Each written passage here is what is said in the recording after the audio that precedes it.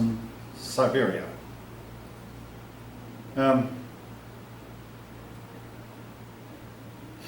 Particularly India. India had considered themselves the most civilized people on earth.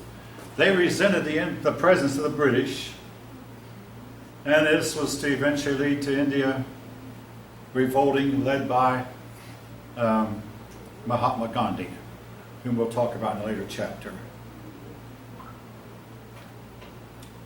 A lot of these colonies proved that they were more expensive to maintain than what the mother country was getting. In other words, they cost more.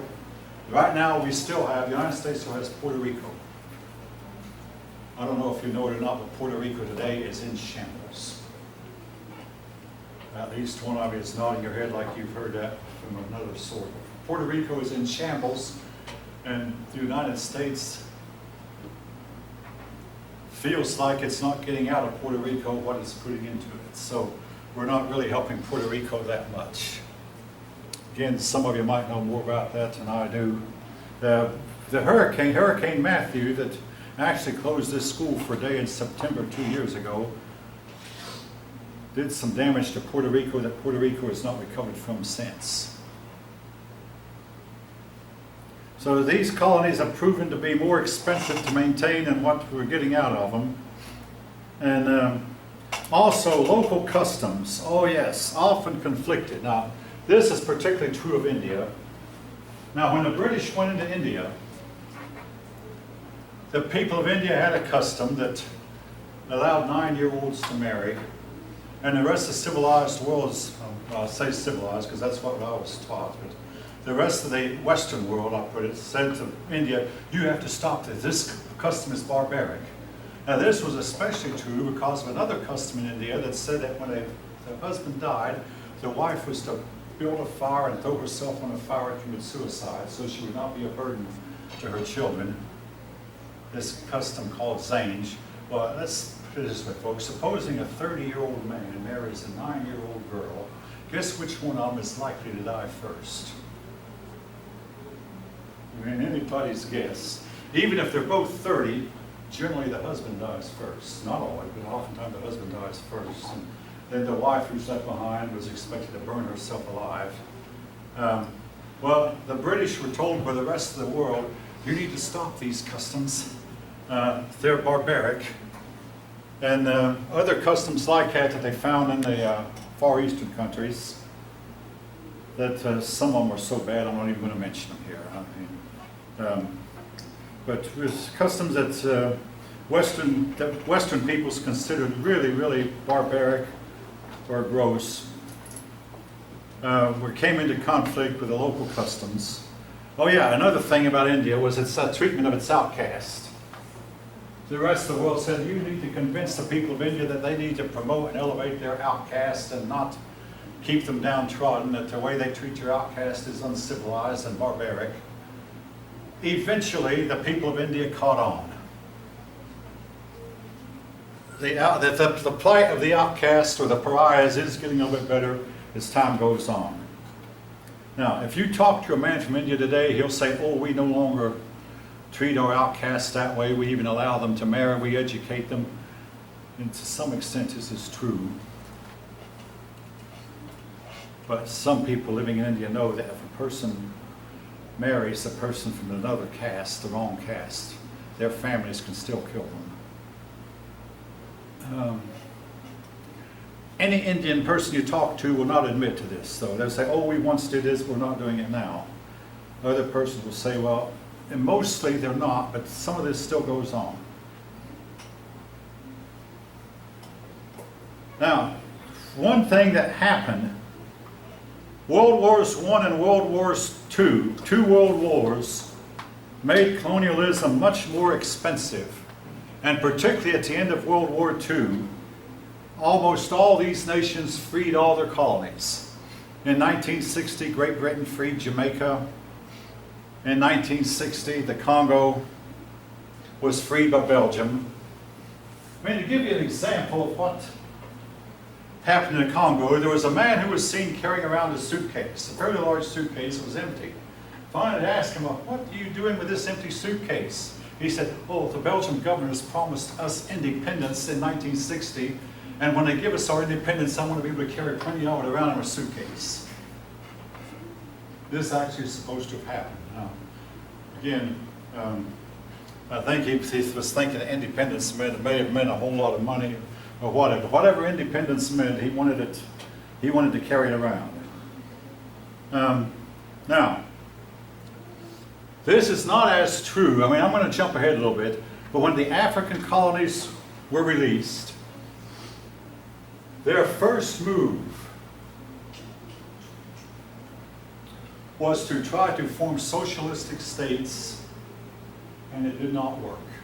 This is true whether it be Uganda, Congo, not so much the Muslim countries of North Africa, but the countries of South Africa would try to form socialistic states, thinking that socialism was the thing to do. Also, the communists would approach them and say, hey, we know what you need and we can help you get what you need. And they convinced many of the African nations that they were their friend when they really were not. But anyway, African nations have had a very difficult time catching up. India is slowly coming around. The Far East, all right, the Far Eastern nations would try democracy, and the democracy quickly would give way to the dictatorship. The Philippines is a prime example. In the Philippines, they couldn't keep law and order under democracy, and finally Marcos took over and he brought order out of the place. In Singapore, something interesting happened in Singapore. In the land of Singapore, if you wanted to go grocery shopping, you better collect about 10 men, each out with guns, to walk with you to the grocery store. I mean, it was just dangerous. Then a dictator, Liu Yan, took over, and he ruled with a firm hand. He resorted to the practice of caning. That is, he'd lay a person, an offender, down on a table and have a bamboo arts expert hit that person with a bamboo cane, so many licks. But today, in the land of Singapore, even their women can take a stroll in the park at night. An American man named Michael Fay, and this happened about the time you people were born. Michael Fay was accused of spray painting cars in Singapore. Michael Fay had what they call attention deficit disorder. He was a habitual offender. He was found guilty by the Singapore government and sentenced to be caned 6 licks. But President Clinton called Liu Yan and got it reduced to 4. Michael Fay was hit 4 times with a bamboo cane. He spent a few days in the hospital, came back to the United States. He got in trouble again in the United States, but he never went back to Singapore. So, you remember the story. I remember the story too. You might wonder, well, hey, here's something that Socrates told us 2,300 years ago. When people get too much freedom, they eventually start demanding order.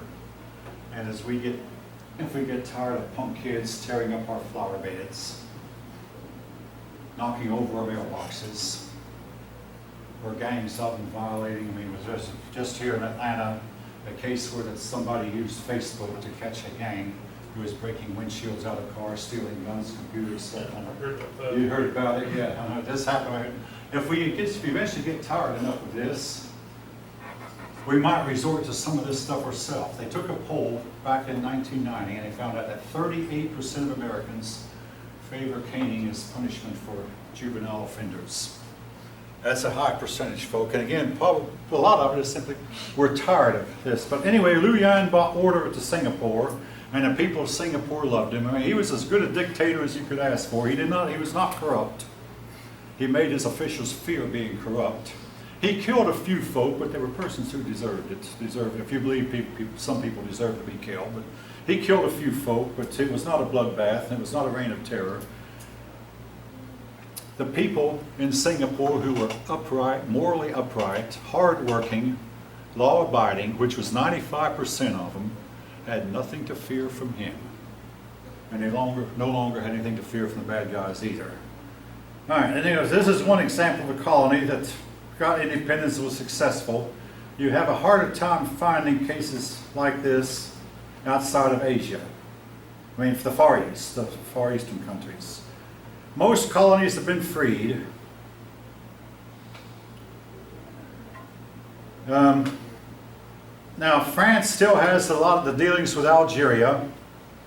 And, oh yes, the French got Iran. That's interesting because France still has some dealings with both Iran and Iraq. And the Iranians, and particularly the Iraqis, have an ally in the French.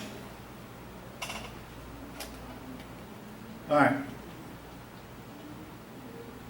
And one other country, this was a small country that remained independent. It still makes a lot of news. Afghanistan. The reason for Afghanistan is, if you go into it, Afghanistan has lots and lots of caves and caverns and very rough terrain, and only they know where the hiding places are. And some of their hiding places cannot even be spotted by satellites going overhead. GPSs cannot even find out where some of them are. Every outside country that has invaded Afghanistan has lost. Great Britain tried it and lost. Then in 1989, the Soviet Union invaded Afghanistan for 8 years, and it brought down the Soviet Union. It broke the Soviet Union up. And the United States is now involved in Afghanistan, and the war has been going on for 18 years with no end in sight.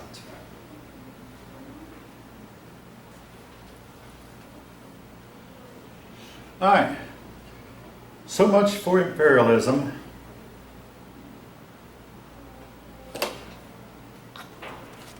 So I'll move on to the next chapter, chapter 22.